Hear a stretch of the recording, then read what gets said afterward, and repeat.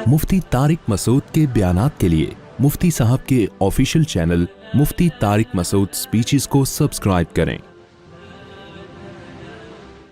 बिस्मिल्लाहिर्रहमानिर्रहीम। मुफ्ती साहब सूरह मोमिनून में अल्लाह ताला ने अहले ईमान और अहले जन्नत की क्या सिफ़ात बयान की हैं। अल्लाह ताला ने सूरह मोमिनून के शुरू में जो सिफ़ात बयान की हैं, सबसे पहली सिफ़ात नमाज कायम करते हैं। नंबर 2, लग़वियात से बचते हैं। लगव कहते हैं उन तमाम कामों को जिनका ना दीन में कोई फ़ायदा और ना दुनिया में कोई फ़ायदा। डब्बू खेल रहा है, सारा सारा दिन बैठा हुआ है, स्नोकर खेल रहा है, वीडियो गेम में लगा हुआ है, कोई फ़ायदा नहीं है इन चीज़ों का। और तीसरी चीज़ सदका तो खैरात खूब करते हैं, उनके माल से हर वक्त सदका खैरात क्या होता है, निकलता रहता है। चौथी चीज़ अल्लाह ने बयान की, लिफुरूजिहिम हाफिजून, शर्मगाहों की हिफाजत करते हैं, बीवी के अलावा किसी और तरफ नहीं जाते। इसमें हैंड प्रैक्टिस है, इसमें जिना है, इसमें बदनजरी, फोहश फिल्में देखना इंटरनेट पर, ये सब चीज़ें आ गई। एक ही रास्ता आपके पास, वो क्या है, शादी। तभी हम शादी शादी करते रहते हैं हर वक्त।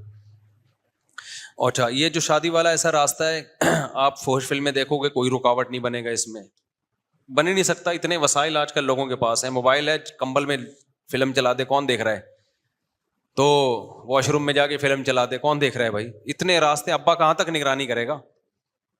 और इसी तरह जो जिना के जितने रास्ते हैं, लेकिन जब आप शादी की तरफ आओगे तो सारा खानदान आपका दुश्मन हो जाएगा, अब्बा मार डालेंगे आपको, धमकियां देंगे। अभी एक बंदे ने शादी की है, उसको अब्बा ने पूरी जायदादों से निकाल दिया, उसको बिल्कुल रोड पे आके दूसरी शादी पे, हालांकि दीनदार है माशाल्लाह सारा घराना। तो इसलिए मैं शादी शादी करता रहता हूँ कि शादी में रुकावट बहुत है, और इस जमाने में शादियों के बगैर बुराई से बचना बहुत मुश्किल है, क्योंकि खा तो रहे हो ना उसी स्पीड से। जब कोई वीडियो देख लेते हो, कोई फोहश चीज आ जाती है, एकदम जज्बात भड़कते हैं। आप नजर की हिफाजत तो फर्ज है, लेकिन बहुत सी जायज चीजों में भी बुरी चीजें आ जाती हैं, तो जज्बात तो कंट्रोल में नहीं होते। फिर तो हलाल होगा तो इंसान अपनी जो है ना ख्वाहिशात की तस्कीन करेगा, हलाल नहीं है तो फिर गंद में मुंह मारेगा जाके। तो इसलिए शादी वादी में किसी की परवाह नहीं किया करो, करके बता दिया करो, हो गई है, जो खड़ना है वो खड़ लो। कल जिस बंदे ने दूसरी शादी की ना, उसके जायदादों से निकाल दिया, आया तो बेचारा वुजू कर रहा, ऐसा लग रहा था यतीम है कोई। तो किसी ने मुझे कहा इसके को जरा तसल्ली दें, बेचारा। मैंने कहा बेचारा क्या, एक और कर, जिसकी दो होती हैं बेचारा होता है वो? बोलो, बेचारा कहां से हो गया? तेरे पास तो दुनिया की सबसे बड़ी नेमत है भाई। बेचारे तो वो हैं जो एक भी नहीं है, ये एक एक हैं बहुत अरसे से। अब क्या खवातीन गुस्सा कर जाती है ना, तो वो भी बेचारे नहीं है, लेकिन जिसकी दो है वो तो बेचारा है ही नहीं।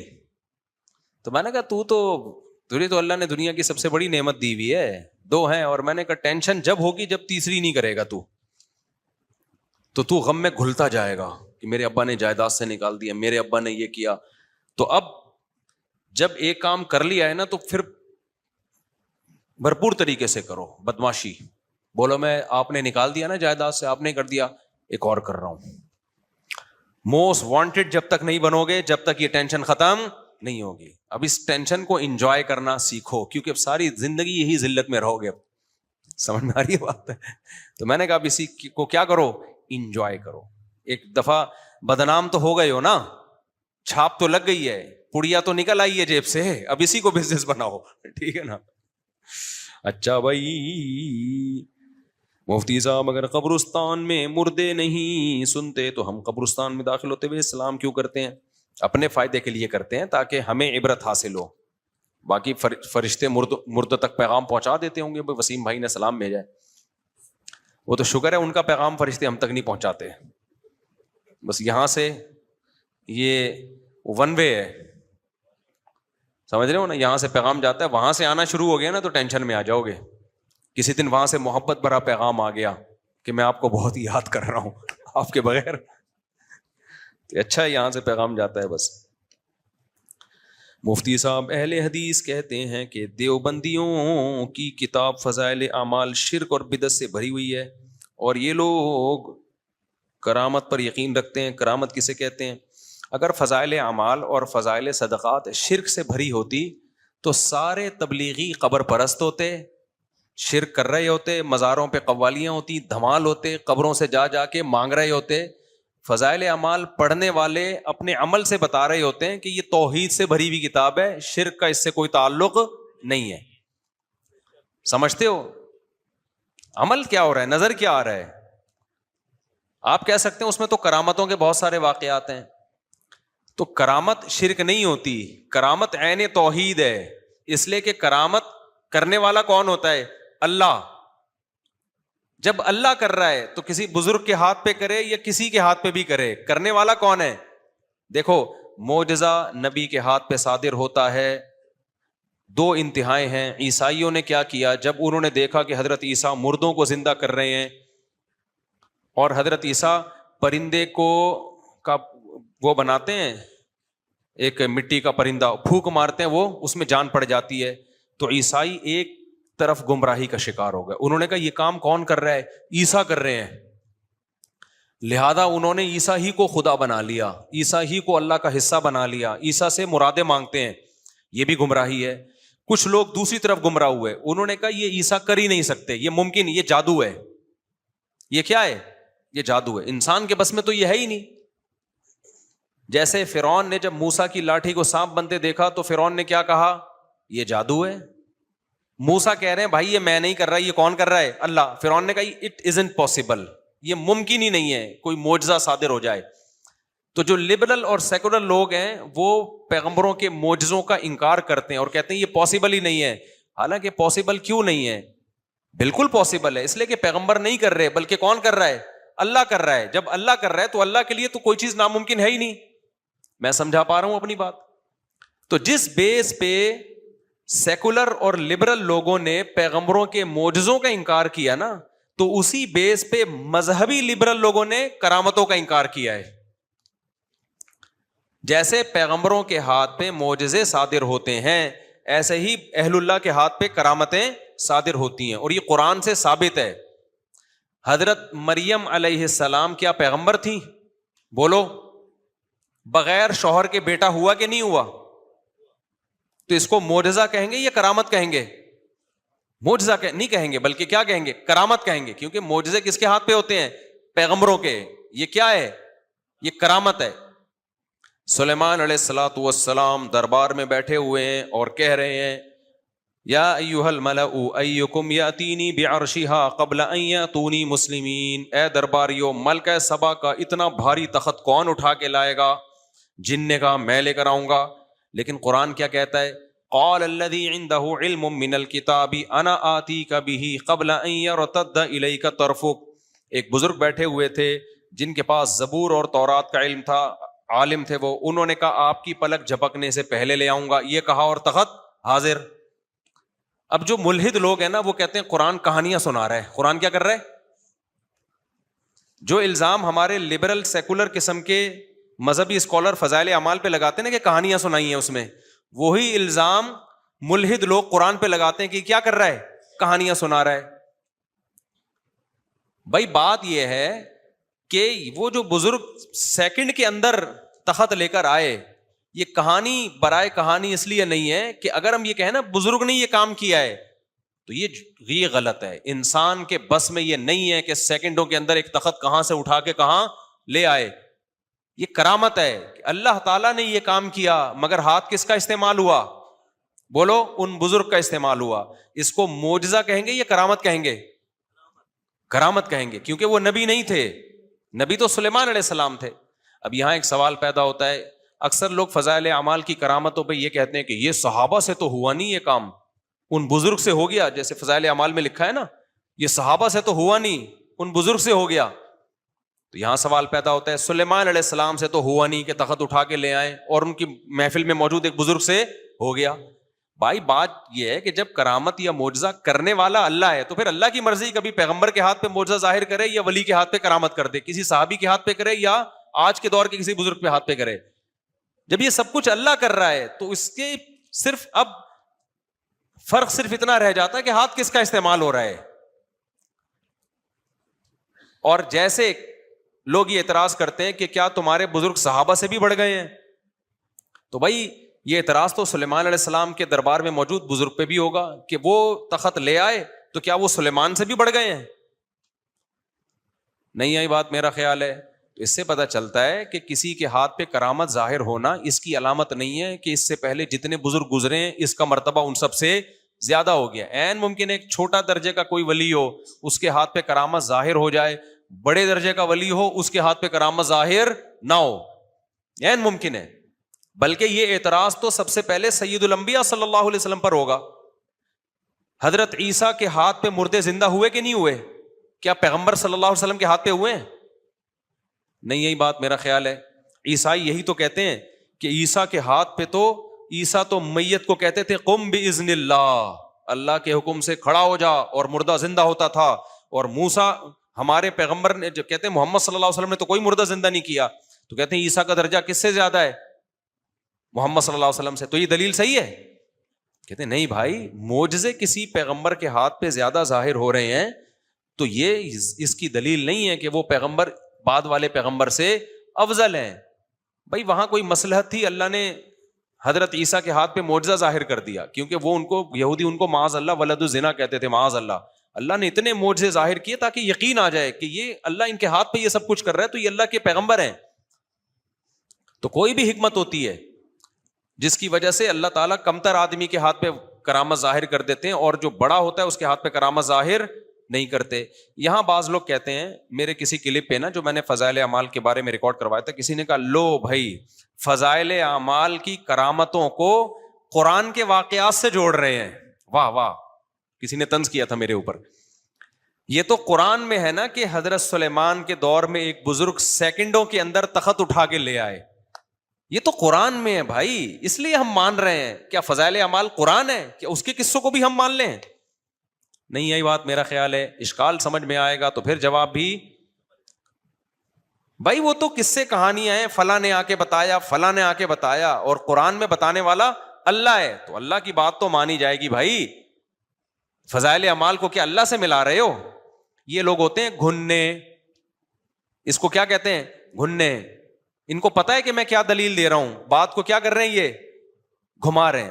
ہم یہ نہیں کہہ رہے کہ فضائل اعمال میں جو لکھا ہوا ہے واقعہ آپ اس کو قرآن کی طرح مستند مانو. ہم تو کہہ رہے ہیں کہ اس کو شرک اگر کہہ رہے ہو تو اس کا مطلب قرآن بھی شرک کے واقعات بیان کر رہا ہے. پھر کیا کرامت شرک نہیں ہوتی, کرامت جو ہے وہ شرک نہیں ہوتی, وہ عین توحید ہے. کرامت شرک جب بنے گی جب آپ بولو بزرگ کا اپنا تصرف ہے, بزرگ خود کر رہے ہیں, جبکہ اسباب سے ہٹ کے کوئی خود سے کچھ بھی نہیں کر سکتا. اللہ کے ذریعے اگر یہ ہو رہا ہے تو پھر اللہ تو سب کچھ کر سکتا ہے. سمجھ میں آ رہی ہے بات کہ نہیں آ رہی ہے؟ ہاں, فضائل اعمال میں اور قرآن کے واقعات میں فرق یہ رہ جائے گا کہ قرآن نے جو واقعہ بتایا وہ 100% یقینی ہے, اس کا انکار کفر ہے.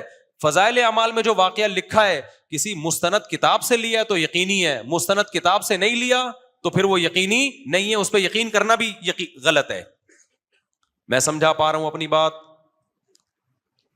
اور آسان کر دیتا ہوں. دیکھو قرآن میں آتا ہے کہ سلیمان علیہ السلام کے دور میں ایک بزرگ تھے, ایک دم تخت اٹھا کے سیکنڈوں کے اندر لے آئے. ملحد لوگ کہتے ہیں یہ قرآن کی قصے کہانی ہے بھائی, یہ ہو ہی نہیں سکتا. ہم کہتے ہیں واقعی نہیں ہو سکتا, انسان سے نہیں ہو سکتا, اللہ سے ہو سکتا ہے. کیوں؟ اللہ نے کلمہ کن سے پوری کائنات بنا دی, اللہ نے مٹی سے ڈائریکٹ آدم کو بنا دیا, تو اللہ کیوں نہیں کر سکتا سیکنڈوں کے اندر وہاں سے وہاں کیوں نہیں لا سکتا؟ تم تو اللہ کی قدرت کا انکار کر رہے ہو, تم تو پاگل ہو. اللہ نے منی کے قطرے سے تمہیں بنا دیا, دل دماغ جگر آنکھ ناک کان لگا دیا, تو یہ کیوں نہیں کر سکتا اللہ تعالیٰ؟ تو تمہارا اپنا دماغ خراب ہے, یہی کہیں گے نا ہم اس کو. لیکن مسلمان کیا ہوگا؟ مسلمان کہے گا بھائی اللہ سب کچھ کر سکتا ہے. تو چونکہ قرآن میں یہ لکھا ہوا ہے کہ سلیمان علیہ السلام سیکنڈوں میں تخت اٹھا کے لے آئے تھے, اللہ نے کہا ہے تو میں کیا کروں گا؟ مان لوں گا. وسیم بھائی کے کہنے سے میں نہیں مانوں گا. ہم کہیں گے اس سے پتہ چلتا ہے قرآن سے کہ کرامت کا صدور ممکن ہے, کسی بزرگ کے ہاتھ پہ ایسے کام ہو سکتے ہیں جو اسباب کی دنیا میں ممکن نہیں ہے. فرق یہ رہ جاتا ہے کہ خبر دینے والا اگر سچا ہے تو مان لیا جائے گا, اگر جھوٹا ہے تو رد کر دیا جائے گا. میں اس کی آسان مثال دیتا ہوں. خون میں بدبو آتی ہے یا خوشبو آتی ہے یا بدبو آتی ہے؟ خوشبودار چیز ہے خون. کبھی آپ نے دیکھا خون لگا کے جا رہے ہو شادی میں, کوئی سائنٹیفک لاجک بنتی ہے خون میں خوشبو آنے کی؟ بولو. اب میں آ کے بتا رہا ہوں آپ کو, میں نے شہیدوں کے خون کی خوشبو اپنی ناک سے سونگھی ہے, اور جاگتی حالت میں, اور میں اکیلا نہیں تھا, میرے ساتھ اور بھی بہت سارے لوگ تھے. اکیلے آدمی کا دماغ بھی خراب ہو سکتا ہے. یہ میں قسم اٹھا کے بول رہا ہوں, میں نے خوشبو سونگھی ہے مسجد کے ممبر پہ. اب میں آ کے کسی کو بتاؤں اپنے دوست کو کہ یار فلاں جگہ ایک صاحب شہید ہوئے, ایک عالم شہید ہوئے, 6 مہینے بعد یا اس وقت بھی ان کی میت سے, ان کے بلڈ سے خوشبو آ رہی تھی, تو جو کرامت کے وجود ہی کا منکر ہے نا, جس کو فضائل اعمال سے ذاتی بغض ہے, وہ کہے گا مفتی صاحب کہانیاں سنا رہے ہیں. مفتی صاحب کیا کر رہے ہیں؟ میڈیکلی یہ پاسبل نہیں ہے. ڈاکٹر کہتے ہیں خون میں کوئی خوشبو, جب تک خوشبو چھڑکی نہ ہو, بلکہ خون میں تو خوشبو بھی ڈالو گے نا وہ بھی سڑ جائے گی تھوڑے دنوں میں, تھوڑی دیر میں, اور 6 مہینے خوشبوئیں آتی رہی ہیں. تو آپ جو سیکولر ذہن کا ہے نا, جو اللہ کی قدرت کا منکر ہے, وہ کہے گا مفتی طارق مسعود صاحب کیا سنا رہے ہیں بھائی, اپنے مریدوں کو الو بنانے کے لیے کہانی سنا رہے ہیں. میں کہوں گا ابے میں نے خود سونگی ہے, میرے ساتھ 10 گواہ ہیں. تو جس کو یہ غالب گمان ہو کہ مفتی صاحب جھوٹ نہیں بولتے, وہ پھر بھی یقین نہ کرے نا اس خبر پر, تو اس کا مطلب کیا ہے کہ وہ اللہ کی قدرت کا منکر ہے. وہ یہ سمجھ رہا ہے کہ اللہ شہیدوں کے خون میں خوشبو پیدا کر ہی نہیں سکتا, کیونکہ میری باقی تو ہر جگہ وہ تصدیق کرتا ہے. میں نے 4 شادیوں کی بات کی, اس نے مان لیا. میں نے کہا ٹماٹر سستے ہو گئے, اس نے مان لیا, حالانکہ دیکھا نہیں تھا. میں نے کہا جی پیٹرول مہنگا ہو گیا ہے, اس نے سنا دیکھا نہیں تھا, مان لیا. میں نے کہا میری مرغی نے آج 2 انڈے دیے ہیں, اس نے مان لیا, حالانکہ مرغی کتنے انڈے دیتی ہے؟ 1 انڈا دیتی ہے, لیکن اتفاق دیے نہیں ہے, لیکن مثال دے رہا ہوں. ہر چیز مان رہا ہے. جب میں آ کے کہتا ہوں کہ جی میں نے شہید کی خون کی خوشبو سونگی ہے, اور میں قسمیں اٹھا کے کہہ رہا ہوں, کہہ رہے نہیں مفتی صاحب کہانیاں سنا رہا ہے. بھائی اس کا مطلب ہے آپ کرامت ہی کے وجود کے منکر ہو. آپ کے اندر سیکولر جو لوگ ہوتے ہیں نا, جو لبرل لوگ ہوتے ہیں, مذہب دشمن, وہ والے جرثومے آپ کے اندر موجود ہیں. جب مستند آدمی خبر دے گا تو آپ کو مان لینا چاہیے. ہاں جو مجھے پہلے سے جھوٹا سمجھتا ہے وہ نہ مانے. تو اب فضائل اعمال میں جو کرامت کے واقعات لکھے ہوئے ہیں, وہ مولانا شیخ الحدیث مولانا زکریا نے اگر خود دیکھے ہیں وہ واقعات, تو بھی میں مانوں گا, کیونکہ میرے والد صاحب نے مولانا زکریا رحمۃ اللہ علیہ کے ساتھ ٹائم گزارا ہے, میرے بڑوں نے ٹائم گزارا ہے. وہ کہتے ہیں ان سے زیادہ پرہیزگار ہم نے بر صغیر میں دیکھا نہیں. وہ جھوٹ نہیں بولتے تھے, تو میں تو مان لوں گا یار, مان لوں گا. میں کہوں گا شیخ الحدیث مولانا زکریا جھوٹ نہیں بولتے, لیکن جس کا خیال ہے کہ وہ جھوٹ بولتے تھے وہ نہ مانے. یہ نہ کہے کہ وہ شرک بیان کر رہے ہیں, وہ کہے کہ چونکہ یہ مستند نہیں ہے, یہ جھوٹے ہیں, مکار ہیں, معاذ اللہ کذاب ہیں, دجال ہیں, ان کا کام ہی کہانیاں سنانا تھا, یہ جھوٹ بول رہے ہیں, لہذا انہوں نے فضائل اعمال میں کرامت لکھی ہے وہ جھوٹی, اور قرآن چونکہ اللہ بیان کر رہے کرامت وہ سچی. میں سمجھا پا رہا ہوں اپنی بات؟ یا تو فضائل اعمال میں وہ کرامتیں ہوں گی جو شیخ الحدیث نے خود دیکھی ہیں, یا وہ کرامتیں ہوں گی جو کسی کتاب سے نقل کی ہیں انہوں نے. اور حقیقت یہ کہ 99.9% کرامتیں وہ ہیں جو انہوں نے کسی کتاب سے نقل کی ہیں. اب جو کسی کتاب سے نقل کی ہیں تو پھر کتاب کے مصنف کو آپ جھوٹا قرار دیں کہ یہ جو فضائل اعمال میں جس کتاب کا ریفرنس ہے نا, یہ کتاب کے جو مصنف تھے یہ جھوٹ بول رہے ہیں. شرک تو کسی صورت میں نہیں بنتا, کیونکہ کرامت جب مان لی تو کرامت کا مطلب اللہ کر رہا ہے. جب اللہ کر رہا ہے تو پھر شرک کہاں سے ہو گیا میرے بھائی؟ شرک جب ہوگا جب یہ مانا جائے کہ ان بزرگوں کے پاس یہ اختیارات آ گئے تھے کہ جب چاہتے یہ سب کچھ کر لیتے. یہ شرک ہے. جیسے کوئی کہے کہ موسیٰ کلیم اللہ کے پاس یہ اختیارات آ گئے تھے کہ جب چاہیں وہ لاٹھی کو سانپ بنا دیں, تو یہ شرک ہے. ہم کہتے ہیں موسیٰ کلیم اللہ کے پاس لاٹھی کو سانپ بنانے کے اختیارات نہیں تھے, نہ سید الانبیاء محمد صلی اللہ علیہ وسلم کے پاس چاند کو 2 ٹکڑے کرنے کے اختیارات تھے. جب اللہ نے کر دیے تو ہو گئے, نہیں کرے گا تو نہیں ہوں گے. اسی طرح سلیمان علیہ السلام کے دور میں جو بزرگ سیکنڈ کے اندر تخت اٹھا کے لے آئے, ان کے پاس یہ اختیارات نہیں تھے کہ جب چاہیں کسی کا تخت اٹھا کے لے آئے. ایسے تو دنیا کا نظام کیا ہو جائے گا, سارا تتر بتر ہو جائے گا. جب اللہ کی مرضی تھی اللہ نے اٹھوا دیا, جب اللہ کی مرضی نہیں ہے تو اشارے کرتے رہے, کچھ بھی نہیں ہوگا, ایک بندہ دائیں سے بائیں نہیں ہوگا. یہ اس اشکال کا بھی جواب ہو گیا. لوگ کہہ رہے ہیں کہ ان کے بزرگ نے مردہ زندہ کر دیا, تو یہ قبرستان میں اتنے پڑے ہوئے سب کچھ زندہ, اپنے ماموں کو زندہ کیوں نہیں کر دیتے, اپنے چاچا کو, اپنے ماں باپ کو زندہ؟ بھائی نہیں کر سکتے. کرامت جتنی جب اللہ چاہے گا ہوگی, اختیارات نہیں آ جاتے کہ اب آپ جب چاہیں کرنے لگیں. دیکھو اس کی مثال ایسے, پانی نہیں آ رہا تھا محلے میں, جو پانی کا وزیر ہے اس نے مجھے جا کے فون کیا, جا وہ مفتی صاحب نلکا کھول لو پانی آ جائے گا, میں آپ کو پرمیشن دے رہا ہوں. میں نے جایا نلکا کھولا, پانی آ گیا. اب جب بھی محلے والے پانی چاہیے میرے پاس آ رہے نلکا کھولو, میں بولوں گا بھائی اس دن اس نے میرے ہاتھ سے کھلوا دیا تھا, میں وہ وزیر نہیں ہوں کہ مجھے اختیارات دے دیے کہ جب چاہوں کھول دوں. تو جب اللہ چاہتا ہے کسی پیغمبر کے ہاتھ پہ معجزہ ظاہر کر دیتا ہے, جب اللہ چاہتا ہے کسی بزرگ کے ہاتھ پہ کرامت ظاہر کر دیتا ہے, اس سے وہ بزرگ مختار نہیں بن جاتے کہ جب چاہیں جو چاہیں مردوں کو جب چاہیں زندہ کرنا شروع کر دیں. تو اب فضائل اعمال نے جو کرامتیں یا واقعات ذکر کی ہیں فضائل صدقات میں, وہ کسی کتاب سے نقل کی ہیں, اور ان کتابوں کے مؤلف بڑے بڑے محدثین گزرے ہیں. سمجھ رہے ہو؟ تو جو فضائل اعمال کے خلاف کہنا اس میں شرک ہے, تو اصل میں وہ بدماشی کر رہا ہے, 2 نمبری کر رہا ہے. آپ اس کو بولو فضائل اعمال میں جس کتاب کا ریفرنس ہے, ان میں بعض دفعہ کوئی صحیح بخاری کا راوی آئے گا, کوئی ہو سکتا ہے صحیح مسلم کا راوی آ رہا ہو, اس میں محدثین میں ہو سکتا ہے کوئی بہت بڑے مجتہد فقیہ آ رہے ہوں, آپ بولیں یہ انہوں نے شرک بیان کیا ہے. تو فضائل اعمال یا شیخ الحدیث یا دیوبندیوں کے خلاف کلپ مت بناؤ, ان محدثین ان بزرگوں کے خلاف کلپ بناؤ جنہوں نے ان کتابوں میں وہ کرامتوں کے واقعات لکھے ہوئے ہیں. این ممکن ان میں امام بخاری بھی آ رہے ہوں, امام مسلم بھی آ رہے ہوں, کرامتوں کے تو سب نے واقعات بیان کیے ہیں. لیکن یہ مجال ہے, یہ زہر کا پیالہ پی لیں گے, اس کتاب جس کا فضائل اعمال میں ریفرنس ہوگا اس کتاب کے مصنف کا کبھی نام بھی نہیں لیں گے. یہ سارا نزلہ کس پہ گرائیں گے؟ فضائل اعمال پہ, کیونکہ ان کو چڑ ہے دیوبندیوں سے. میں سمجھا پا رہا ہوں اپنی بات؟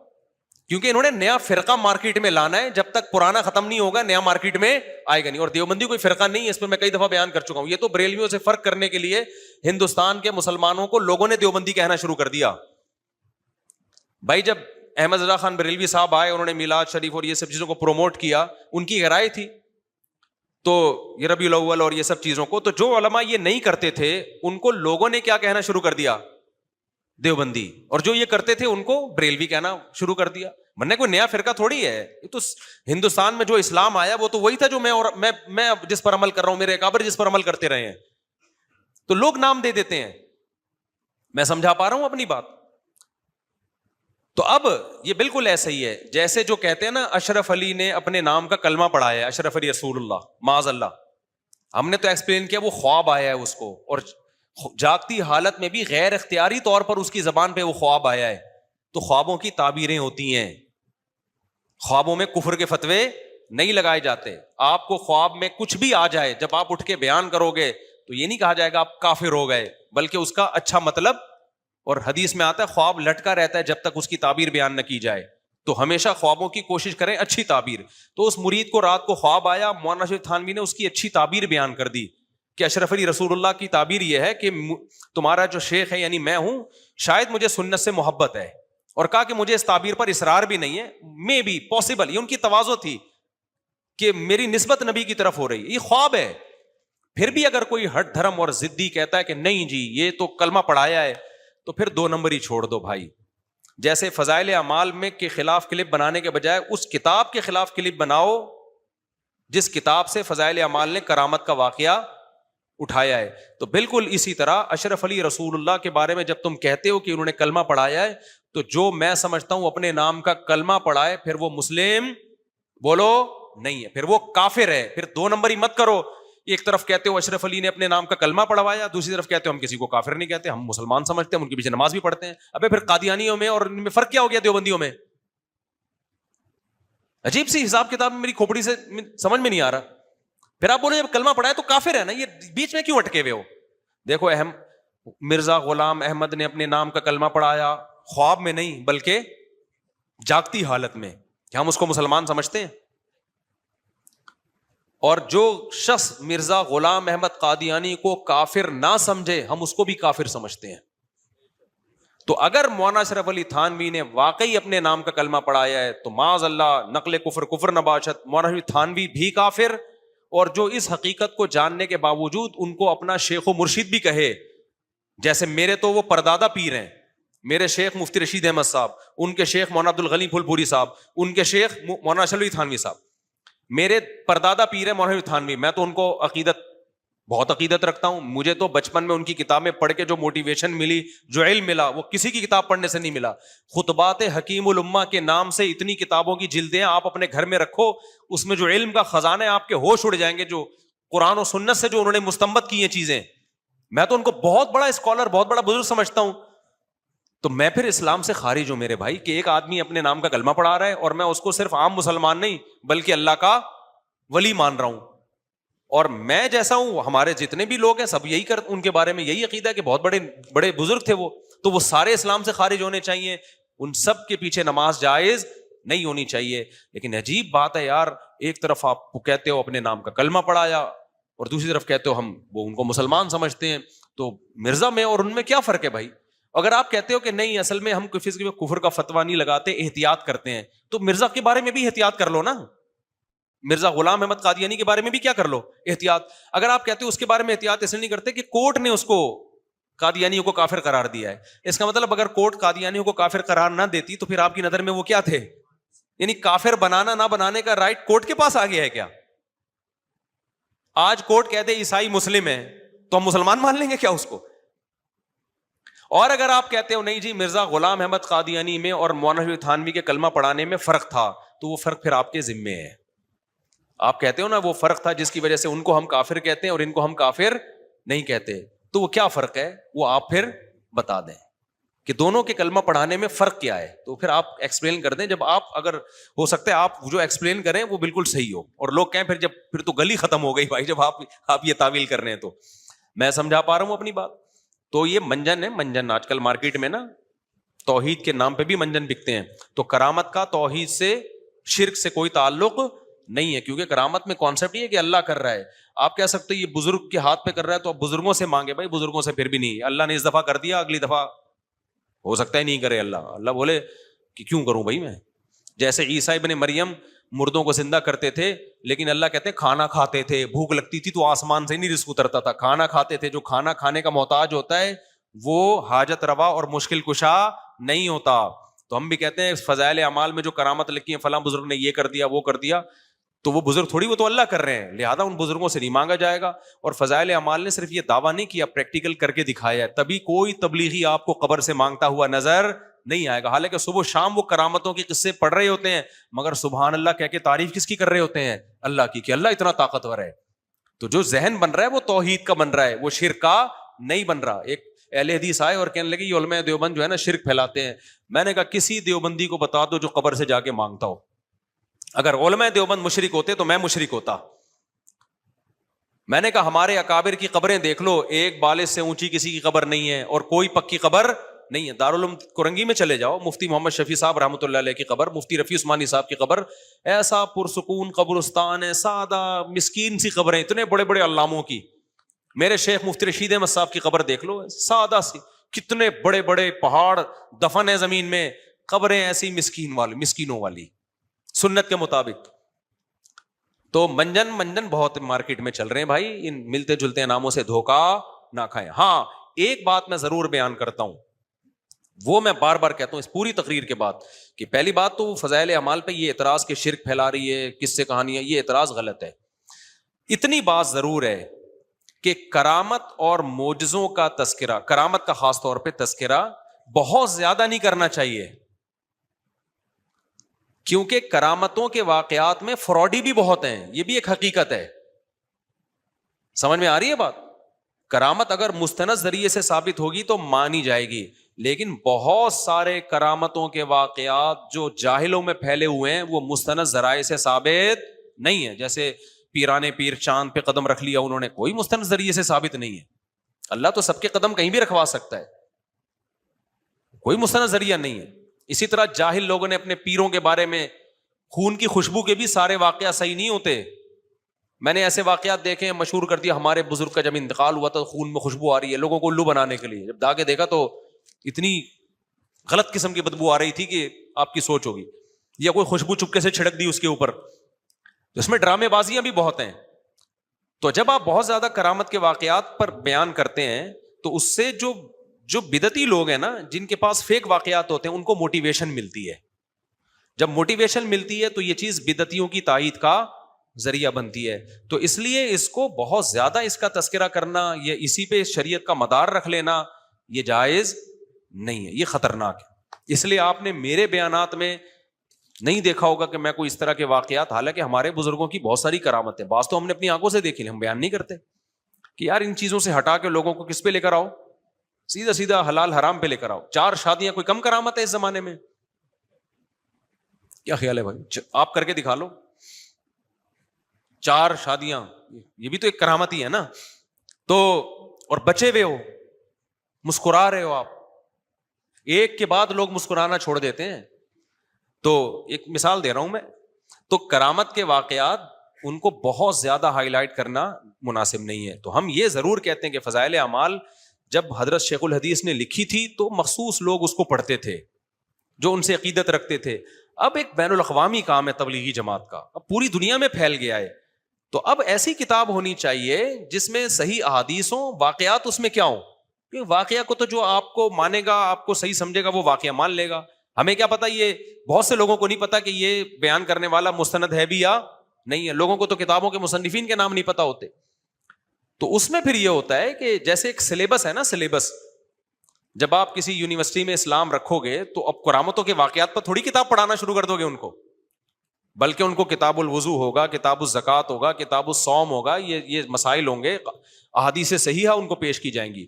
تو اب تبلیغی جماعت کا کام دنیا میں اتنا پھیل چکا ہے کہ اب ہماری ناقص, ہم جو بہت ہی چھوٹے لوگ ہیں, چھوٹا منہ بڑی بات کر رہا ہوں میں, لیکن میں اپنی طرف نسبت کر کے نہیں, میں نے بڑے بڑے اہل اللہ کو, بڑے بڑے علماء کو یہ کہتے ہوئے سنا ہے, ان کی طرف نسبت کر کے میں یہ بات کر رہا ہوں کہ اب فضائل اعمال کے بجائے کوئی دوسری کتاب ہونی چاہیے. کیونکہ جب کام زیادہ پھیل جاتا ہے نا تو لوگوں کو مستند احادیث چاہیے, لوگوں کو واقعات نہیں چاہیے. تو فضائل اعمال پر اس لحاظ سے اعتراض اگر کوئی کرتا ہے جو اعتدال کے ساتھ اعتراض ہے کہ بھائی نہ شرک پھیلا رہی ہے, نہ ہم یہ کہہ سکتے ہیں کہ من گھڑت واقعات ہیں. من گھڑت تو جب ہو جب بیان کرنے والا جھوٹا ہو, اگر جھوٹا نہیں ہے سچا ہے تو آپ کس بیس پہ من گھڑت کہہ رہے ہو. نہ یہ شرک پھیلا رہی ہے, نہ من گھڑت قصے کہانیاں سنا رہی ہے. یہ بات ضرور ہے کہ جب کام پھیل جاتا ہے تو اس کا معیار اونچا ہو جاتا ہے. تو معیار یہ ہے کہ بھائی ریاض الصالحین ہونی چاہیے. جیسے عربوں میں جب تبلیغی جماعت کا کام تھا تو مولانا ابو الحسن علی ندوی رحمۃ اللہ علیہ نے تبلیغ کے اکابر کو کہا تھا کہ عرب لوگ جو ہیں وہ صحیح مستند احادیث سننا چاہتے ہیں, وہ واقعات نہیں سننا چاہتے. تو عرب میں فضائل اعمال نہیں چلے گی, آپ ریاض الصالحین لے کر آؤ. تو تبلیغ والوں نے علماء کی بات سنی اور تبلیغ کا کام عربوں میں بہت پھیل گیا. اگر وہ فضائل اعمال رکھتے نا تو وہ صبح شام وہ قصے کر کے فلاں نے یہ کر دیا, فلاں نے مردہ زندہ, وہ عرب لوگ وہ بولتے بھائی یہ کیا بتا رہے ہو ہمیں, تم عربوں میں نہیں چلنے کا تھا. تو اسی طرح بھائی جب کام بہت زیادہ پھیل گیا ہے تو اب ایسی کتاب ہونی چاہیے جو سب کے لیے قابل قبول ہو. اس میں واقعات 2-4 کرامت کے آ جائیں چلو ٹھیک ہے, چلتا ہے موٹیویشن کے لیے, لیکن بہت زیادہ واقعات جب آئیں گے تو اس سے بدعتیوں کی تائید بھی ہوتی ہے. بدعتی کہتے ہیں ہم جب سناتے ہیں تو تم بولتے ہو پھینک رہے ہو, خود جو مرضی سناتے رہو بیٹھ کے. تو بھائی اس کو کم کر کے کس کو لانا چاہیے, صحیح بخاری کو, صحیح مسلم کو, سنن ابی داؤد کو, سنن ترمذی کو. جیسے مشکات ہے اس کا فضائل کی حدیث لے لی جائیں اس سے, یا ریاض الصالحین علامہ نووی شافعی رحمۃ اللہ نے بہترین کتاب لکھی ہے, پوری دنیا میں ایکسیپٹیبل ہے. علامہ نووی شافعی مسلک کے تھے, بہت بڑے عالم تھے, انہوں نے ایسی بہترین کتاب لکھ دی ریاض الصالحین کے نام سے, عوام کے لیے بڑی زبردست ہے, اور ساری مستند تو اس کے ترجمے ملتے ہیں, انگلش میں بھی ہے, اردو میں بھی ہے. تو اس لیے علماء سجیشن تو دے رہے ہیں تبلیغ والوں کو کہ بھائی اب کام بڑھ گیا تو اب یہ لے کر آؤ, آپ یہ چلے گی. ورنہ فضائل اعمال کا جو ہے نا اب وہ اس حساب سے, جو جس حساب سے کام پھیل گیا اس حساب سے وہ معیار, اب کیونکہ میں اگر شہیدوں کے خون کی خوشبو کے واقعات ہی سناتا رہوں تو آپ بولے گے صاحب کوئی قرآن حدیث بیان کرو نا بیٹھ کے, وہ ہو گیا 2-4 دفعہ تو چلتا ہے, یا میں اور کرامتیں ہی بیان کرتا رہوں بیٹھ کے, تو یہ اعتراض بنتا ہے. تو شرک والا اعتراض غلط ہے, جھوٹی قصوں والا اعتراض غلط ہے, لیکن یہ اعتراض صحیح ہے کہ بھائی جتنا معیاری کام ہے تو اس کے لیے نصاب بھی اتنا ہی معیاری ہونا چاہیے. یہ ایک سجیشن ہے جو تبلیغ والوں کو بڑے حضرات دے رہے ہیں. اب ان کی مرضی مانے نہ مانے یہ ان کا ہیڈک ہے, یہ ہمارا ہیڈک نہیں ہے. ہم تو کوشش کر رہے ہیں کہ مان جائیں, اس سے کام ان کا بڑھے گا, کم نہیں ہوگا. لیکن ہمارے ہاں مسئلہ یہ ہے نا کہ مقصود ہی ذریعہ بن جاتا ہے, جو ذرائع ہیں وہ مقصود بن جاتے ہیں. ایک حد تک تو کام میں ایک مقصد ہوتا ہے کہ یہ لوگوں کو دین پہ لانا مقصد ہے, لیکن بعض لوگوں کا وہ چیز ہی مقصد بن جاتی ہے. تو جب آپ ذریعے ہی کو مقصد بنا لو تو پھر ترقی رکتی ہے آپ کی. اچھا بھائی یہ ہو گیا, جلدی سے مفتی سے مسلک دیوبند, آج کیا سارے دیوبند. میں مسلک دیوبند سے ہوں. علماء دیوبند کے بیسک کیا عقائد ہیں شرکی, علماء دیوبند کے وہی عقائد ہیں جو پوری دنیا کے اہل سنت والجماعت کے عقائد ہیں, کوئی فرق نہیں ہے ان عقائد میں. علماء دیوبند کے عقائد بہشتی زیور آپ پڑھیں شروع میں لکھے ہوئے ہیں, اور وہ علماء دیوبند کے نام سے نہیں لکھے, وہ اسلام کے عقائد کے نام سے لکھے ہوئے ہیں. دیوبند کوئی الگ سے کوئی کتاب نہیں ہے, نہ کوئی فرقہ ہے. میں نے بتایا وہی بر صغیر کے علماء جو بدعت نہیں کرتے تھے ان کو دیوبندی لوگوں نے کہنا شروع کر دیا. تو کسی نے وہابی کہنا شروع کر دیا. اب سعودی عرب میں اس کو وہابی کہتے ہیں, حالانکہ وہابی کوئی فرقہ تھوڑی. سعودی عرب میں تو جو اسلام صدیوں سے آ رہا ہے وہی چلا آ رہا ہے, لیکن چونکہ وہ تیجے 40 میں نہیں کرتے ان کو کیا کہنا شروع کر دیا, وہابی کہنا. اور یہ اتنا زیادہ کہ بی بی سی کی ایک خبر آ رہی تھی, بی بی سی نے بتایا کہ سعودی عرب کے ایک وہابی مفتی نے فتویٰ دیا ہے. میں نے کہا ان کو دیکھو یار, حالانکہ عالم اسلام کے ایک مفتی ہیں, لیکن کیا لگا دیا, کیونکہ وہ مزاروں کو نہیں مانتے تو ان کو نام بی بی سی دے رہا ہے, وہابی مفتی نے فتویٰ دیا ہے. مسجد گلشن فاروق کے امام صاحب فرماتے ہیں کہ مکہ سے زیادہ مدینہ متبرک ہے, کیونکہ مدینہ میں نبی خود موجود ہیں جبکہ مکہ میں اللہ موجود نہیں. دیکھو مدینہ میں وہ جگہ جہاں پیغمبر دفن ہے, اس جگہ کے بارے میں تو تقریباً امت کا اجماع ہے کہ پوری روئے زمین میں سب سے افضل وہ جگہ ہے. لیکن پورا شہر مدینہ شہر مکہ سے افضل ہے. اس کے بارے میں جمہور کی رائے یہی ہے کہ شہر مدینہ شہر مکہ سے افضل ہے. آپ کہہ سکتے ہیں یہ کیا بات ہوئی کہ نبی جس جگہ دفن ہے وہ جگہ مکہ سے بھی افضل ہے, تو مکہ میں تو اللہ کا گھر ہے. تو بھائی اللہ کا گھر ہے, اللہ خود تھوڑی ہے وہاں پہ, ٹھیک ہے نا, اللہ تو عرش پر ہے, جیسے کہ اس کی شان ہے اس کی بھی کیفیت ہم نہیں جانتے. تو اللہ کا گھر ہے نا, تو نبی کی تعظیم, نبی کی حیثیت ہماری نظر میں بیت اللہ سے زیادہ ہے. نبی کی جو حیثیت ہے نا پیغمبر صلی اللہ علیہ وسلم, لوگ پھر یہاں کہتے ہیں یہ بھی شرک ہے. ایک تو لوگوں کو شرک اور توحید کا کخ بھی پتہ نہیں ہے, ہر آدمی بیٹھا ہوا یوٹیوب پہ شرک اور کفر کے فتوے لگا رہا ہے. دیکھو اللہ کا جو گھر ہے نا بیت اللہ, اس کو جو ہمیں سجدہ کرنے کا حکم ہے اس لیے نہیں کہ وہ اللہ ہے, بلکہ اللہ کہتے ہیں میری مرضی میں کسی بھی جگہ کو جہت بنا دوں کہ اس طرف سجدہ کرو, میں مان لوں گا مجھے کر رہے ہو. تبھی پہلے بیت المقدس کی طرف اللہ نے حکم دیا تھا وہاں سجدہ کرو, پھر اللہ نے کہا آپ یہاں کرو. تو مشرکین نے کہا یہ کیا, پہلے وہاں اللہ نے کہا بھائی میری مرضی سے جہاں مرضی کروں. سمجھ میں آ رہی ہے بات, میری مرضی جہاں میں حکم دوں. تو نبی صلی اللہ علیہ وسلم کو بھی حکم دیا کہ جب اللہ کو سجدہ کرنا ہوگا تو کہاں رخ کر کے کرنا ہے سجدہ, بیت اللہ کی طرف رخ کر کے. باقی بیت اللہ کی فضیلت اس لیے کہ وہ اللہ کا گھر ہے, تو پیغمبر کی فضیلت اس لیے کہ وہ اللہ کے نبی ہیں. تو گھر کی فضیلت نبی کی فضیلت سے زیادہ نہیں ہوتی ہے. دیکھو آپ کا ایک اپنا گھر ہے اور ایک آپ کا اپنا بیٹا ہے, بلڈوزر آیا گھر گرانے کے لیے اور بیٹے کو مارنے کے لیے, کوئی ڈاکو آیا, کہا یا تو گھر بچا لے یا بیٹا بچا لے, تو آپ کس کی قربانی دو گے؟ آپ بولو گے گھر گرا دے بھائی, بیٹے کی قربانی نہیں دے سکتا. تو اگر بیت اللہ ہو اور ایک طرف پیغمبر ہو, دونوں کو خطرہ ہو, تو جس کے دل میں بھی ذرا سی ایمان کی رمق ہے وہ پہلے بچانے کی کس کو کوشش کرے گا؟ سید الانبیاء کو بچانے کی کوشش کرے گا. سمجھ میں آ رہی ہے بات؟ کیوں بھائی بیت اللہ گر گیا دوبارہ تعمیر ہو سکتا ہے. بیت اللہ تو کئی دفعہ جنگوں میں جو بغاوتیں ہوئی ہیں اور گولے باری ہوئے ہیں اس میں بیت اللہ کی دیواریں گرتی رہی ہیں لیکن دوبارہ تعمیر ہوتی رہی ہیں. حضرت ابراہیم صاحب نے تو دوبارہ سے تعمیر کیا تھا. تو خدا نہ خواستہ بیت اللہ کی فضیلت کو کم کرنا مقصد نہیں ہے, لیکن بتانا یہ کہ یہ جو لوگ کہتے ہیں نا کہ نبی کو اگر بیت اللہ پہ فضیلت دے دی تو شرک ہو جائے گا. شرک جب ہوگا جب نبی کو اللہ پہ فضیلت دینا شروع کر دو آپ, پھر یہ کفر ہو جائے گا. تو نبی کو اللہ پہ کوئی فضیلت نہیں دے رہا. تو جمہور کا عقیدہ یہی ہے کہ نبی صلی اللہ علیہ وسلم جس جگہ دفن ہے وہ جگہ بیت اللہ سے افضل ہے. اب یہاں ایک سوال پیدا ہوتا ہے, جب وہ بیت اللہ سے افضل ہے تو پھر طواف اس کا کیوں نہیں کر رہے؟ بھائی طواف وہاں کیا جائے گا جہاں اللہ اجازت دے گا. نبی کا طواف اس لیے نہیں کہ تو شرک کا ذریعہ ہے نا, کیونکہ لوگ پھر یہ سمجھیں گے نبی ہمیں دیتے ہیں, تو نبی تھوڑی دیتے ہیں. جبکہ بیت اللہ کی چار دیواری کے بارے میں کوئی عقیدہ نہیں رکھتا یہ دیواریں ہمیں دیتی ہیں. نبی تو ایک انسان ہے نا, تو وہاں شرک کا خطرہ ہے اس لیے وہاں پابندی لگائی ہے. اور بیت اللہ تو ایک پتھر ہے بے جان, وہاں شرک کا خطرہ نہیں ہے. کسی کو یہ یقین نہیں ہو سکتا کہ یہ بیت اللہ ہمیں دیتا ہے. بھائی یہ تو اینٹیں ہیں تو سعودی گورنمنٹ نے لگائی ہیں, اس کے پردے ہمیشہ چینج ہوتے ہیں, ٹھیک ہے نا, یہ تو اللہ نے کہہ دیا تو ہم پھر. اور اللہ نے یہ کیوں کیا؟ اللہ نے اس لیے کیا کہ ہر محبت کرنے والے کو محبوب سے ملنے کا شوق ہوتا ہے. محبوب کے چوکھٹ پہ جا کے بھیک مانگنا اس پہ فخر کرتا ہے وہ. تو اب عرش پہ تو ہم جا نہیں سکتے, تو اللہ نے کہا کہ میرے گھر پہ جس نے آنا ہے تو وہ لوکیشن کیا ہے, گوگل پہ لکھو گے اللہ میاں کا گھر کہاں ہے, گوگل بتائے گا یہ اللہ میاں کا گھر. تو جو میرے دیوانے مجھ سے محبت کرنا چاہتے ہیں, مجھ سے لپٹ نہیں سکتے, تو کوئی بات نہیں, وہ ملتزم کی چادروں سے لپٹیں گے تو میں سمجھوں گا کس سے لپٹ رہے ہیں, وہ مجھ سے لپٹ کے رو رہے ہیں, تو میں یہی سمجھوں گا. تو اس لیے اللہ نے بیت اللہ کو بنایا تاکہ ہم اللہ نبی سے محبت کا اظہار تو مسجد نبی میں جا کے کریں گے نا, اللہ سے محبت کا اظہار کہاں جا کے کریں بھائی ہم؟ تو اللہ سے محبت کے اظہار کے لیے اللہ نے اپنا گھر بنا دیا.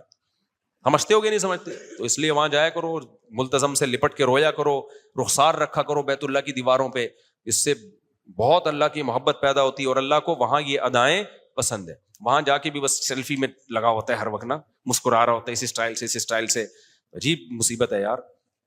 اور کوئی مشہور آدمی جا رہا ہوگا نا میرے جیسا, تو بجائے طواف میں اللہ کے ساتھ وہاں روئیں, بیت اللہ کی چادر سے لپٹیں, بولیں گے وہ مفتی صاحب دیکھا, وہ دیکھ مفتی صاحب جا رہے ہیں, وہ دیکھ وہ مفتی صاحب السلام علیکم. مجھے پھر وہاں بڑا غصہ آتا ہے یار کہ تم اللہ کو چھوڑ کر یہاں کس کی طرف لگے ہوئے ہو.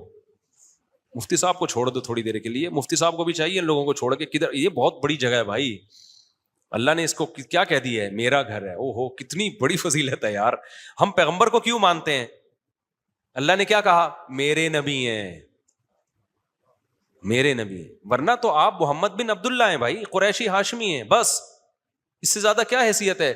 لیکن اللہ نے جب یہ کہہ دیا کہ یہ عام انسانوں کی طرح نہیں ہے بلکہ میرے پیغمبر ہیں, میرے قاصد ہیں, میرے سفیر ہیں, بس اب قصہ کیا ہو گیا, ختم. تو جس کو اللہ سے محبت ہوگی, اللہ کا اتنا کہہ دینا کہ یہ میرے نمائندے ہیں, تو نبی سے عشق کے لیے یہ لفظ کیا ہوگا, کافی ہوگا, بشرطے کہ دل میں اللہ کی محبت ہو. تو اسی طرح بھائی بیت اللہ کی تو دیواریں اینٹوں اور گارے کی بنی ہوئی ہیں. ہو سکتا ہے ہمارے گھر میں زیادہ پیسہ خرچ ہو گیا ہو, ہماری دیواریں سونے چاندی کی بنی ہوئی ہوں, کیا خیال ہے بھائی؟ وہ ہمارے گھر تو اندر سے زیادہ اچھے ہوتے ہیں, بیڈ روم ہوتا ہے, صوفے ہوتے ہیں, یہ کچن ہے. بیت اللہ کے اندر جاؤ تو کچھ بھی نہیں ہے بھائی, کیا خیال ہے؟ وہ کپڑا لگتا ہے وہاں پہ, ایک چادر ڈلتی ہے ہر سال وہ چینج ہو جاتی ہے, بیچ میں دھلتی رہتی ہے, تو ایک پرنالا سا لگا ہوا ہے, کیا خیال ہے اوپر, ٹھیک ہے نا, بارش ہوتی ہے پرنالے سے پانی گرتا ہے, تو کیا ہوا, ہم پاگل ہیں ہم 10-20 لاکھ روپے خرچ کر کے جائیں بھائی؟ لیکن اللہ میاں نے کیا بول دیا, بھائی یہ بے شک مٹی گارے کا ہے, یہ کپڑے کی چادریں ہیں, لیکن یہ کس کا گھر ہے, میرا گھر ہے. بس جس کے دل میں اللہ سے محبت ہوگی اس کے نظر میں یہ جملہ چھوٹا جملہ نہیں ہے. بیت اللہ نام کیا ہے اس جگہ کا, اللہ کا گھر. بھائی اب تو لاکھوں روپے خرچ کر کے بھی جانا پڑے بھائی, اس کو صرف ایک نظر دیکھنا بھی بہت بڑی سعادت ہے. لوگ کہتے ہیں میں اپنے ماموں کا گھر دیکھ کر آیا ہوں, لوگ کہتے ہیں میں محمد بن سلمان کا بنگلہ میں نے سعودی عرب میں دیکھا ہے. لوگ کہتے ہیں تو عظیم انسان ہے یار, تو کس کا بنگلہ دیکھ کے آ گیا بھائی, اس کا گھر دیکھ کر آیا. لوگ کہتے ہیں میں نے وائٹ ہاؤس میں صدر بش کا گھر دیکھا ہے. لوگ کہتے ہیں نا عظیم انسان ہے, تجھے گھسنے کس نے دے دیا تیرے جیسے غریب آدمی کو وہاں پہ.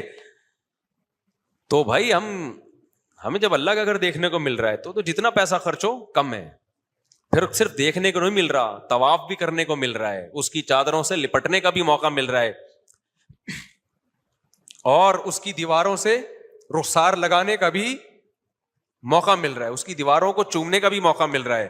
تو اس میں خدا کی قسم 25-30 لاکھ کی بھی کوئی حیثیت نہیں ہے, 25-30 لاکھ کی بھی کوئی حیثیت نہیں ہے, بشرطے کہ دل میں اللہ کی محبت کی چنگاری ہو. وہ نہیں ہے جیسے کافروں کے دل میں نہیں ہوتی, تو وہ حیران ہوتے ہیں یار یہ مسلمان پاگل ہیں, لاکھوں روپے خرچ کر کے جا رہے ہیں اور جا کے طواف کر رہے ہیں, اور کتنے وہاں پر رش ہوتا ہے. اور بقرعید کے دنوں میں جب 3 دن طواف ہوتا ہے, جو اصل طواف ہے حج کا, اس میں تو پاؤں رکھنے کی جگہ نہیں ہوتی, کیسے لوگ پس رہے ہوتے ہیں اس میں, اور 20-20 لاکھ روپے 15-15 لاکھ روپے خرچ کر کے جا رہے ہوتے ہیں.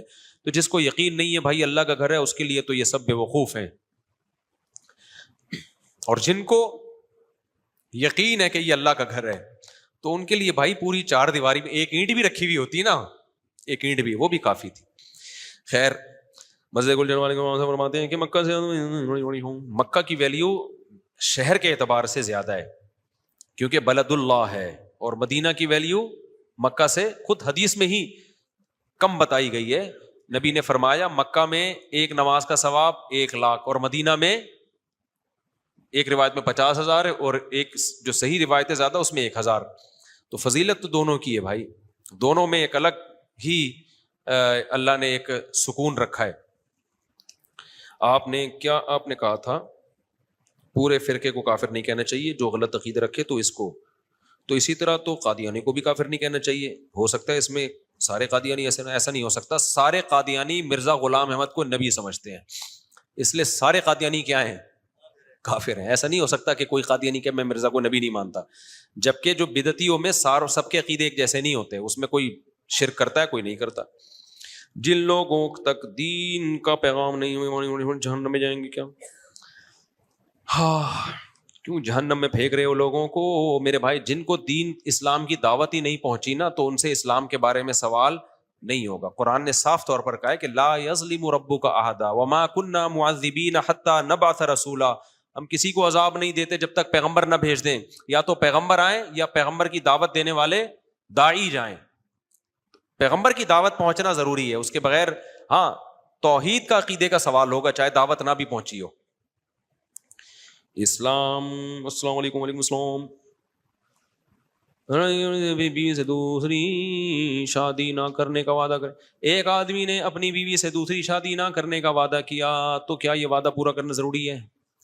دیکھو, کچھ وعدے ایسے ہوتے ہیں جو اگر وعدہ کرتے ہوئے آپ کی نیت نہیں تھی پورا کرنے کی تو پھر یہ منافقت ہے, کیونکہ آپ جھوٹ بول رہے ہو. لیکن وعدہ کرتے ہوئے آپ کے دل میں یہی تھا کہ میں ایسا کروں گا, تو پھر اس وعدے کو توڑنے میں کوئی گناہ نہیں ہے, بشرطے کے سامنے والے کا کوئی نقصان نہ ہو رہا ہو. معاہدے پورے کرنا واجب ہے. معاہدے, ایگریمنٹ, وعدہ یک طرفہ ہوتا ہے. مثال کے طور پر میں نے آپ سے وعدہ کیا یک طرفہ کہ میں آپ کو رات کو بریانی کی دیگ کھلاؤں گا. اب یہ کوئی معاہدہ نہیں ہے کہ میں نے آپ سے اس کے پیسے لے لیے ہوں یا کوئی کمٹمنٹ کر لی ہو کہ میں دیگ کھلاؤں گا اور آپ یہ کرنا. ویسے ہی میں نے خیال آیا چلو یار آج سب کو کیا کرتے ہیں رات کو کھانے پہ دعوت دیتے ہیں. بعد میں مجھے خیال آیا یار میں کیا کہ پھنس گیا ہوں یار, یہ تو بہت مسئلہ ہو گیا. دیکھیں آج کل سستی آ رہی ہیں کیا, اور اتنے لوگوں کو بٹھاؤں گا کہاں, میرا پروگرام کینسل ہو گیا. میں نے آپ کو کہہ دیا بھائی میرا ارادہ نہیں ہے. تو یہ کوئی منافقت نہیں ہے, کیونکہ یک طرفہ ہے نا یہ, تو آپ پر کوئی لازم تھوڑی ہے کوئی بھی چیز. تو اگر آپ کا موڈ نہیں ہے تو آپ, تو اسی طرح یاد رکھو کچھ چیزیں وعدہ کہلاتی ہیں. وعدے, ان میں وعدہ کرتے ہوئے ہی توڑنے کی نیت تھی تو یہ تو جھوٹ بول رہے ہیں, تو منافق ہے. جیسے اذا وعد اخلف, حدیث میں آتا وعدہ کر کے خلاف ورزی کرتا ہے, تو اس سے وہی مراد ہے کہ کرتے ہوئے نیت ہوتی ہے اس کی, لیکن بعد میں آپ کا ارادہ بدل گیا, بشرطے کہ نقصان نہ ہو. نقصان یہ کہ لوگ آ گئے بھوکے دیکھ کے انتظار میں بیٹھے ہوئے, اب آپ نے جا کے کہا کہ چونکہ وعدہ پورا کرنا ضروری نہیں ہے میں دیکھ نہیں کھلا رہا. آپ بولو گے یار ہم گھر کے کھانے چھوڑ کر آئے ہیں 1 گھنٹے سے, ہماری جو ہے نا آتے قل اللہ پڑھ رہی ہے. یہ پھر اس لیے گناہ ہوگا کہ آپ تکلیف دے رہے ہیں کسی کو. لیکن اگر پہلے ہی بتا دیا بھائی اپنے اپنے گھروں پہ جا کے کھانا کھاؤ, میں نے آج آپ کو دیکھ کھلانے کا وعدہ کیا تھا لیکن میرا ارادہ پہلے ہی بدل گیا ہے, تو اس میں آپ کو کوئی تکلیف تو نہیں ہے, آپ اپنے گھر میں کھاؤ. اب آپ نے کیس کر دیا میرے خلاف, نہیں جی مفتی صاحب نے چونکہ بریانی کا وعدہ کیا تھا تو اب ان کو کھلانی پڑے گی, تو کورٹ کس کے حق میں فیصلہ کرے گی؟ میرے حق میں دے گی. بولے کہ بولا تھا نا تو بول دیا, بعد میں ارادہ بدل گیا, یہ کوئی لازم تھوڑی ہے. تو اسی طرح یاد رکھو, کوئی آدمی بیوی سے ہنستے ہوئے کہہ دے بیگم میرا کوئی ارادہ نہیں ہے دوسری شادی کا, پکا وعدہ. اگر اس کے دل میں ہے کہ میں کروں گا تو جھوٹ بولنے کا گناہ ہوگا. کم بخت جب تیرے دل میں ہے تو جھوٹ کیوں بول رہا ہے, یہ منافقت ہے. لیکن اس وقت آپ کے دل میں تھا کہ واقعی نہیں کروں گا, پکا وعدہ, اگلے دن کوئی ایسا رشتہ آ گیا آپ نے بولا یار تو کرنا چاہیے, تو یہ کوئی لازم نہیں ہے. سمجھتے ہو, پھر آپ کر لو, اس میں کوئی گناہ نہیں ہے. ایک اور میں مثال دیتا ہوں زیادہ واضح. بعض لوگ کیا کرتے ہیں دوسری شادی میں دوسری بیوی سے حقوق معاف کروا لیتے ہیں. یہ مارکیٹ میں بہت ہو رہا ہے. جب سے میرے بیان چلے نا تو لوگوں نے درمیان کا راستہ اختیار کیا کہ ٹینشن پالنے سے بہتر ہے صرف شادی کرو اور حقوق نہ دو اس کو. تو کیا کرتے ہیں, بیوی کو کہتے ہیں بھائی چونکہ تم غریب ہو تو ہم تم سے شادی کر رہے ہیں, میں رات کی باریاں نہیں دے سکتا کیونکہ میں ایک رات گھر سے شارٹ ہوا نا تو سسرال سے میں پٹوں گا, ان کو پتا چل جائے گا, لہذا میں رات میں باریاں نہیں دوں گا, میں دن میں آیا کروں گا بس جب موقع ملے گا, لیکن نان نفقہ مجھ سے لے لیا کرو بس. اس طرح بہت لوگ کر رہے ہیں. تو یاد رکھو یہ جب بیوی نے کہہ دیا کہ ٹھیک ہے مجھے قبول ہے, تو یہ بھی عورت کی طرف سے وعدہ ہے, معاہدہ نہیں ہے. اس کو ہر وقت یہ حق حاصل ہے کہ وہ اپنی بات سے پھر جائے. مثال کے طور پر آپ نے شادی کی, اب آپ باریاں نہیں دے رہے, اب آپ کہہ رہے ہو کہ بھائی میں نے تو پہلے سے کہہ دیا تھا بھائی میں باریاں نہیں دوں گا. تو یہ عورت اب یہ نہیں ہے کہ قیامت تک کے لیے اس پہ یہ لازم ہو گیا, بلکہ وہ کہہ سکتی ہے کہ بھائی چونکہ میں آپ کی بیوی ہوں, شرعاً آپ کے ذمے لازم ہے کہ مجھے حقوق دیں. تو ٹھیک ہے اس وقت میرا موڈ نہیں تھا, میں نے بول دیا تھا کہ چلو یار پیسے دے دینا, حقوق باریاں نہیں دینا, لیکن اب مجھے پراپر آپ کی وائف بننا ہے تو آپ کے باپ کو بھی باریاں بولو دینی پڑیں گی اس کو. تو یہ کچھ وعدے ایسے ہوتے ہیں جو قیامت تک کے لیے لازم نہیں ہو جاتے. تو آپ نے کہہ دیا, میں مثال کے طور پر آپ نے کسی کو کہہ دیا میں ہر مہینے تمہیں 50,000 ہدیہ دیا کروں گا, 2-4 مہینوں کے بعد آپ کو خیال آیا یار یہ زیادہ ہی لمبی کہہ گیا تھا میں, تو نہ دو. اب یہ تھوڑی کہ منہ سے ایک لفظ نکل گیا تو اب قیامت تک آپ کو اس کو وہ پیسے دینے. ہاں جو ایگریمنٹ ہے نا دونوں طرف سے, آپ نے کہا 50,000 روپے تمہیں دوں گا, موبائل دے دو مجھے, ہر مہینے 50,000 دوں گا. اب یہ ایگریمنٹ ہے, یہ یک طرفہ وعدہ نہیں ہے. آپ نے ایک چیز لے لی, اب آپ پر لازم ہے کہ آپ کو ہر مہینے ایک اماؤنٹ اس کو جو بھی اس کی قیمت بنتی ہے طے ہوئی ہے وہ دینی ہے. سمجھتے ہو کہ نہیں سمجھتے؟ تو یہ یک طرفہ نہیں ہے, یہ دو طرفہ معاہدہ ہے. جلدی ہو گیا امیر بھائی, ہم نے پہلے بھی حاضری ہوئے تھے لیکن پنجاب سے ملاقات ہو سکتی ہے نہیں. کہاں ہیں پنجاب والے جو آئے ہیں؟ السلام علیکم, کیا حال ہے؟ ہو گئی ملاقات, اپنا خیال رکھیے گا. اور بھی غم ہے زمانے میں محبت کے سوا, کیا ہے وہ ایک راحتیں اور بھی ہیں راحتیں وصل کے سوا. ہر شاعر عشق معاشقے کے قصے سناتا ہے نا, غزلوں میں شاعروں کو یہی ہوتا ہے. وصل کہتے ہیں محبوبہ سے ملاپ, تو شاعر دو ہی کام کر رہے ہوتے ہیں, یا تو محبوبہ سے جدائی کا غم بیان کر رہے ہوتے ہیں یا ملاپ کی خوشی بیان کر رہے ہوتے ہیں. تو ایک شاعر کو بڑا غصہ آ گیا, بولا یار اور بھی غم ہے زمانے میں راحتیں اور بھی ہیں راحتیں وصل کے سوا, اور بھی غم ہے زمانے میں محبت کے سوا, کوئی اور ٹاپک چھیڑو.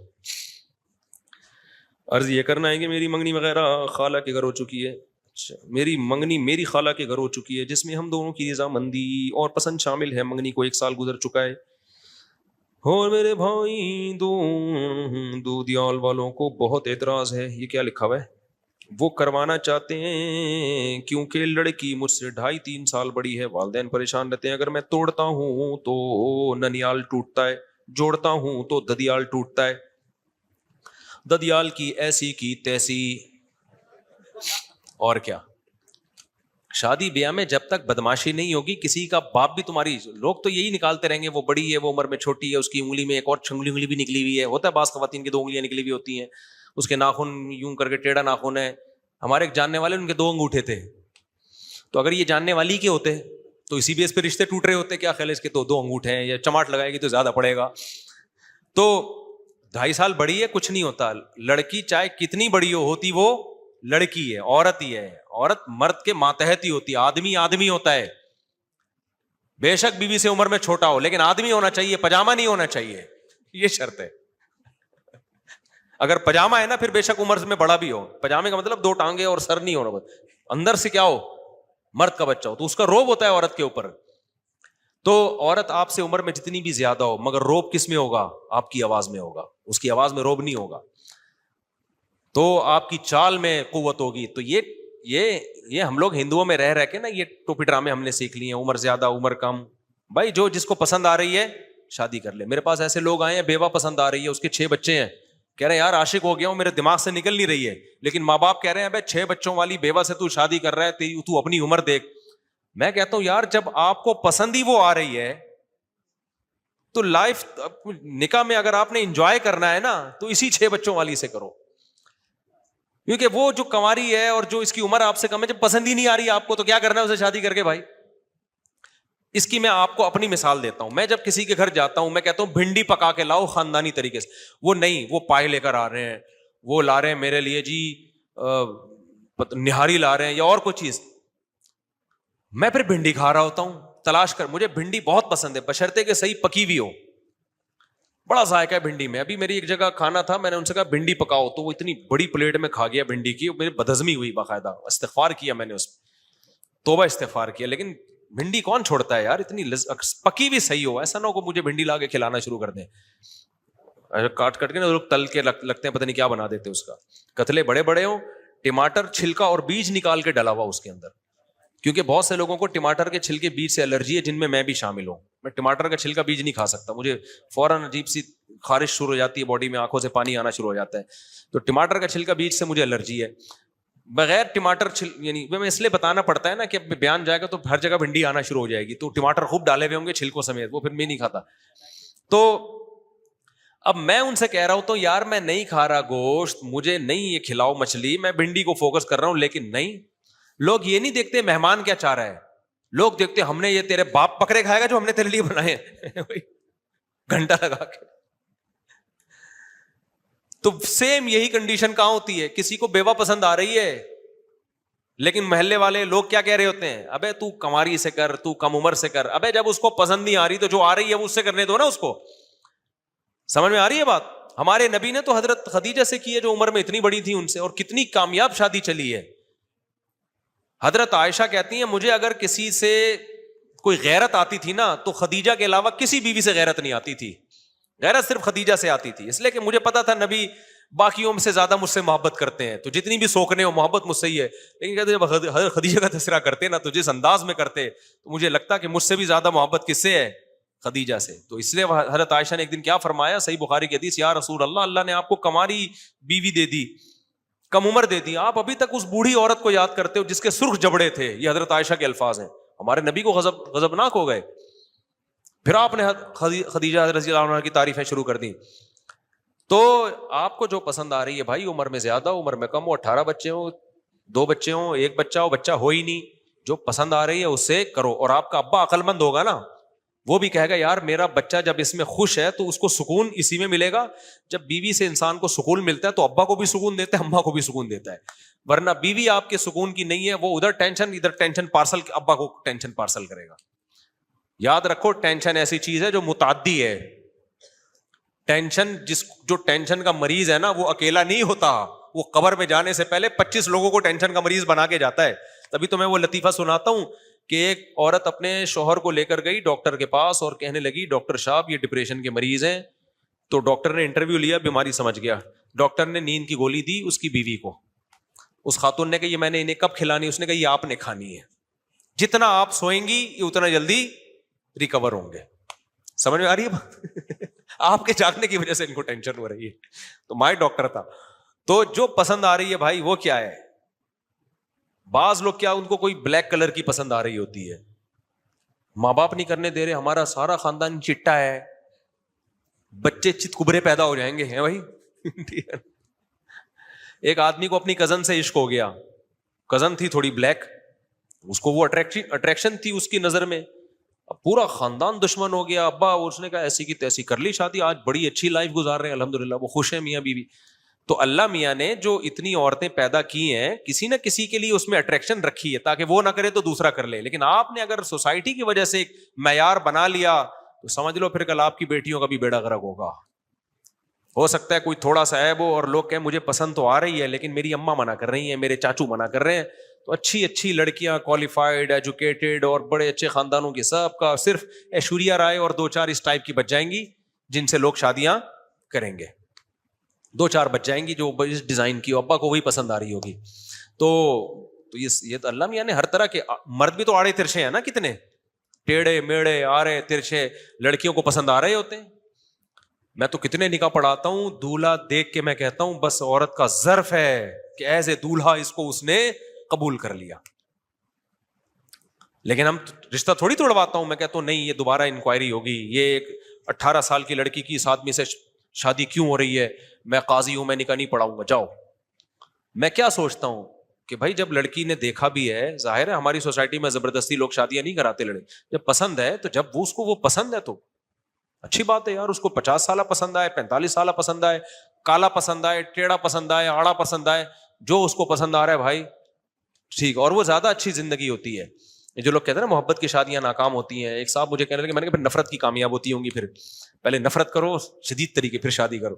تو نبی نے حکم دیا ہے جہاں محبت ہو وہاں شادی کامیاب ہوتی ہے. لن تر للمتحابین مثل النکاح, صحیح حدیث ہے, 2 محبت کرنے والوں میں نکاح سے بہتر کوئی چیز نہیں ہے. اس کا علاج ہی یہ ہے کہ ان کو لیگل کر دو, صحیح ہے نا, بجائے ایک دوسرے کو کتے بھیجنے کے, ایک دوسرے کے پیچھے کتے چھوڑنے سے بہتر کیا ہے, دونوں کو کیا کر دو, لیگل کر دو. ہمارے یہاں ایسے بہت واقعات ہوئے ہیں, یعنی ہمارے یہاں سے مراد ہم نے لوگوں میں دیکھے ہیں اپنے سوسائٹی میں کہ کسی لڑکی کو کسی لڑکے سے عشق ہو گیا, باپ سمجھدار تھا, اس نے لڑکے سے بلا کے انٹرویو لیا, دیکھا بھائی صحیح ہے, کماتا ہے یا کمانے کے قابل ہے, بیٹی کی شادی کر دی. اور ایسے بیوقوف بھی ہیں, پتہ چلا لڑکی کسی کو پسند کر رہی ہے, ایک دم بندوقیں نکالنی, توپیں نکالنی, اڑا دو بم کو سالے. وہ ابھی کسی چرسی کو تھوڑی پسند کر رہی ہے, کسی ہیروئن کو تھوڑی پسند کر رہی ہے, بھائی وہ بھی انسان کا بچہ ہے, پہلے تحقیق تو کر لو. انہوں نے غیرت کا مسئلہ بنا لیا کہ اس کو پسند کیوں آیا, ہماری پرمپرا نہیں ہے, یہ نیچرل ہے بھائی, پسند آنا یہ نیچرل ہے. اللہ نے عورت کی رغبت مرد کی طرف, مرد کی عورت, یہ نیچرل ہے. آپ کی بچی کو کوئی پسند آ گیا تو اس کا مطلب یہ صحیح نیچر پہ چل رہی ہے.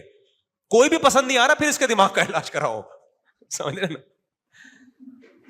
جیسے کھانا بچوں کو کوئی پسند آتا ہے, کوئی کھانا پسند نہیں آتا. اب آپ کے بچے نے کہا ابو میں پراٹھے کھاؤں گا, آپ کی غیرت آ گئی, ابے تجھے پراٹھے توپے نکال لیا آپ نے, میرے ہوتے ہوئے تجھے پراٹھے کیوں پسند آئے, روٹی پسند آنی چاہیے تھی. بچہ کہے گا ابا یہ تو نیچرل ہے, میں نے اپنے اختیار سے تھوڑی پسند کیا ہے. تو جیسے بھائی بھوک لگتی ہے تو کسی کو پراٹھے کھانے کا دل چاہتا ہے, میرے جیسے آدمی کو کسی کا روٹی کھانے کا دل چاہتا ہے, کسی کا سموسے کھانے کا دل چاہتا ہے.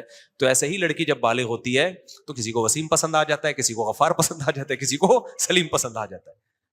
سمجھ میں آ رہی ہے بات؟ تو اس میں غیرت کا کوئی مسئلہ نہیں ہے. ہاں غیرت کے خلاف جب ہے جب ناجائز دوستیاں لگانا شروع کر دے. اگر تمیز سے آ کے ابا اماں کو بتا رہی ہے تو پھر غیرت کی بات نہیں ہے. پھر بغیرتی یہی ہے کہ آپ اس کو اس کی پسند کی جگہ شادی نہ کرنے دو, کیونکہ پھر ہوگا یہ کہ شادی کہیں اور ہوگی, پسند کہیں اور ہوگی. تو پھر یہ بغیرتی ہے. اس شوہر کے ساتھ بھی بغیرتی ہے کہ سامنے وسیم بھائی بیٹھے ہوئے ہیں اور دل میں کلیم بھائی بیٹھے ہوئے ہیں. کیا خیال ہے؟ یہ زیادہ بڑی بغیرتی ہے. نہیں آئے گی سمجھ میں باتیں, نہ اباؤں کی سمجھ میں آئیں گی نہ اماؤں کی. چلتے رہو جیسے چلنا ہے, بیڑا غرق کرو سوسائٹی کا. بھائی ہم تو چیخ چیخ کے تھک گئے, لیکن آئے گی نہیں سمجھ. میں میری سچی نیت ہے کہ سال ماں باپ کو حج کراؤں گا, دل سے اللہ تعالیٰ, دل سے دعا ہے بھائی اللہ تعالیٰ کرا دے. اگر کوئی یہ توکل کرے کہ میں کچھ کام نہیں کروں گا غیب سے روزی ملے گی, توکل نہیں ہے, حماقت ہے. مرے گا اور اللہ خودکشی کا گناہ دیں گے اس کو. کمانے کی پوری کوشش کرو, پھر توکل کس پہ کرو؟ اللہ پہ. اسباب اختیار کیے بغیر توکل اسلام میں جائز نہیں ہے. دعا کی درخواست ہے گھر میں ہماری, دل سے دعا ہے جی اللہ تعالیٰ آپ سے آپ کے تمام مسائل حل فرمائے. گل محمد نے دعا کی درخواست کی, دل سے دعا ہے جی, بیماروں کو شفا دے اللہ تعالیٰ. میرے گھر والے مدرسہ بنانے سے منع کرتے ہیں, دین کی کتابیں پڑھنے نہیں دیتے, میری داڑھی کا مذاق اڑاتے ہیں, مولویوں کے خلاف ہیں. کیا میرے لیے ہجرت فرض ہے؟ ہجرت کر کے کیا روڈ پہ کر کے ڈھکن پہ جا کے بیٹھو گے؟ اگر آپ چھوٹے ہو تو گھر میں ہی رہو گے نا, مذاق اڑانے تو بس انشاءاللہ ٹھیک ہو جائیں گے. جو دیندار لوگ ہیں ان کو چاہیے ماں باپ کی خدمت زیادہ کریں. جب زیادہ خدمت کرو گے پھر نہیں مذاق اڑائیں گے انشاءاللہ. نکاح فرض ہونے کی شرط ہے کہ شہوت بڑھ جائے اور رشتہ بھی مل رہا ہو, لیکن بہت سے علماء کہتے ہیں کہ نان نفقہ بھی شرط ہے. بھائی رشتہ اگر مل رہا ہے تو اپنی مالی پوزیشن ان کو بتا دو, بھائی میرے پاس اس سے زیادہ مال اسباب نہیں ہے, تو وہ اگر دے دیں تو ٹھیک ہے, نہیں دیں تو نہ دیں, کیونکہ یہ وہ بھی تو چیک کریں گے نا. تو ایسی لڑکی کا رشتہ مل جائے گا جن کے مالی حالات آپ سے بھی زیادہ خراب ہیں, وہ دے دیں گے. وہ کہیں گے ہماری بچی کو ویسے بھی گھر میں پاپے بھی کھلانے کے لیے نہیں ہے, ہو سکتا ہے تو گٹکے کھلا دے اس کو, پاپے کھلا دے, پان کھلا دے. تو غریب لڑکی سے شادی کرے ایسا آدمی, مالدار سے نہ کرے. اچھا بھائی مفتی صاحب فرقہ بندی سے بچنے کے لیے کیا کریں؟ پھر اس پہ انشاءاللہ بعد میں بات کروں گا, بہت لمبی بات ہو گئی ہے, جلدی سے بس ختم کریں, جلدی جلدی, اسپیڈ, بہت ٹائم ہو گیا. دیکھو آپ کسی سے بتا دو سب کیا کہہ رہے ہو, یہ چھپانا ہے, چھپانا ہے یا بتانا ہے؟ چھپانا ہے. پھر کان میں بتاؤ نا, آپ اتنی زور سے بول رہے ہیں. سمجھ تو گئے ہیں کیا کہہ رہا ہے؟ او ہو,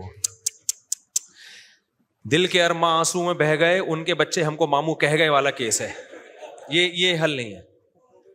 یہ میرے ساتھ بہت دفعہ ہوا ہے. بعض دفعہ میں نے پیغام بھیجا, آج اس کے بچے ہمیں ماموں کہہ رہے ہیں.